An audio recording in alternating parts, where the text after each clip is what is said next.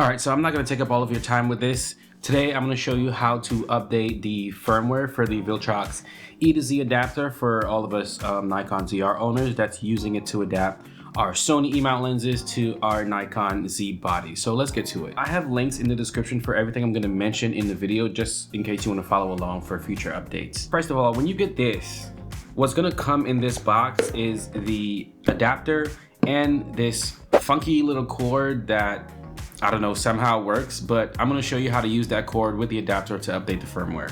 So first off, we're gonna go to the Viltrox support website and we're gonna download the firmware update and we're gonna load it onto the adapter, and I'll show you how to do that right now. So whether you have the version 5 or the version 6, it should say V6 or V5. You're gonna see on my adapter right here, it says E to Z V6. And the link to this page is in the description. It will say Viltrox firmware update download. So right at the top of this page, you're gonna see it's gonna say E Nikon, and you're gonna click the arrow down and just choose which version you have. I have the version 6, so I'm gonna click on that one. E to Z V4.40/4.41 for V6, and that one right there I'm gonna download. I'm gonna click the zip and it's gonna download that zip. Now when that zip finishes downloading, you're gonna extract. Now once that's extracted, you're gonna say it's gonna say E to Z. So we're gonna go into that V6 folder and you're gonna say 2 bin files or .bin files. What I did was load the first one, which is version 4.40. Then I loaded the second one, which is version 4.41. There's a specific way of inserting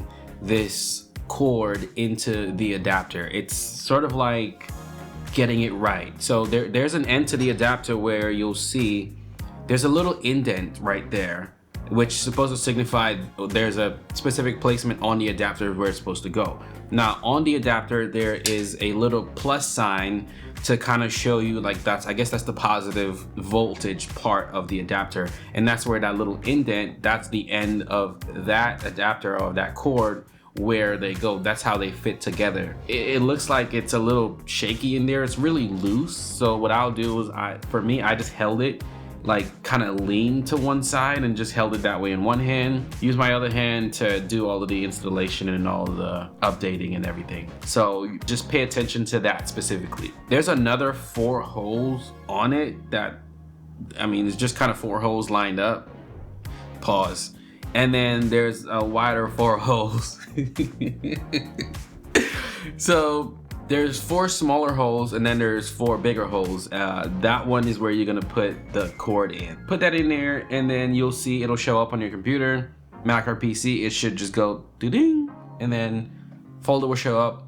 It'll be empty. You just open up that empty folder and drop the firmware update in there. Like I said, start with the .bin 4.40 and then do the .bin 4.41. So I go to 4.0 and then go to 4.1 because I mean it's 2 of them that comes in it. I'm assuming it's 2 separate like firmware updates, so I just kind of do them in succession. So makes sense to me that way. If you're someone that wants to be a daredevil and just drop that 4.41 in there, I don't recommend it. That's up to you. Either way, so once you put one at a time, it'll eject, you'll take it out, put it back in, it'll show up again, it'll be empty again.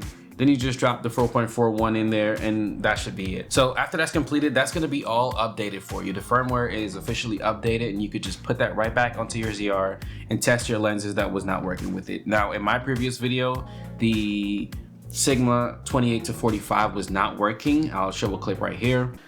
I tried using it with the 28-45, doesn't work. I did further research, went to the Viltrox compatibility list of lenses, and this is not on there. So maybe if they push an update to the adapter, they might get this lens on there because this lens is a lot newer. So yeah, who knows? So this lens is a newer lens and it's not on that list that I checked. So makes sense why I didn't work with it. Well, look at this. That's interesting.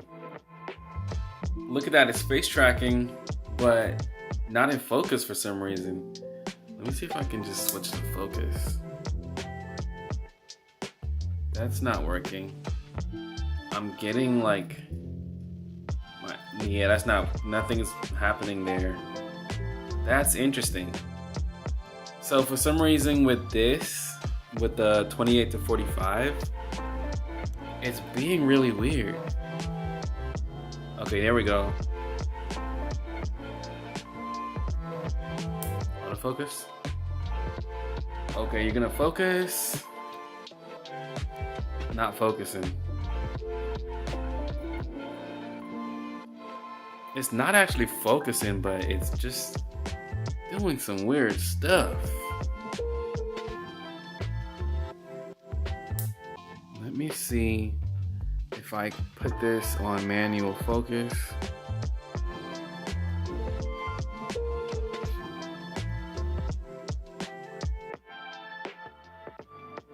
Yeah, that's not working. And it was just kind of like wigging out a little bit, like the focus wasn't working, iris wasn't working sometimes. But since updating it, I can show you that the actual, the 28-45 works with it. So that update actually helped me a lot. All right, now my 28-45, look at that. Now, I'm gonna turn it on. Sigma 28-45 on here, adapter is on, and let's see how it works out. So if you look at the screen, tap focus works very well. So a little chair over there. Let's go to the couch. That works. I mean, you probably can't see it that well just because of this ND filter on here. It kind of makes my screens look weird.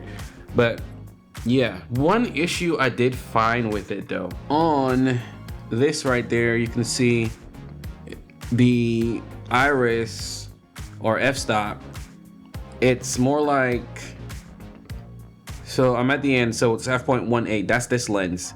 If I go to my auto, it goes to f.19 and that's it. Like I can move it up and down, but it's open the all wide just the same. But for some reason, when I use it like manually, it goes correct. That's the only issue I find with it, but it's pretty open the same. Like I don't see a difference between 1.8 and 1.9, but it's just that when I'm on auto, it does that. So that's very interesting. So yeah. So as far as the update goes, and I mean, it works. I can use my 28-45 lens now, which means there's probably some other Sigma lenses that's gonna be added to that compatibility list. I didn't take a look at it. All I know is I wanted to see if my 28-45 worked with it, and it did. I've also included a link to the installation guide or the update guide that's on the Viltrox website. So if you wanted to just follow that, just for future references, or you can just come back to this video, I'm sure it's gonna work the same, but I'm gonna leave that link in the description anyway. So, and the link to download the firmware update is also there. So yeah, everything should be perfectly fine. So, peace.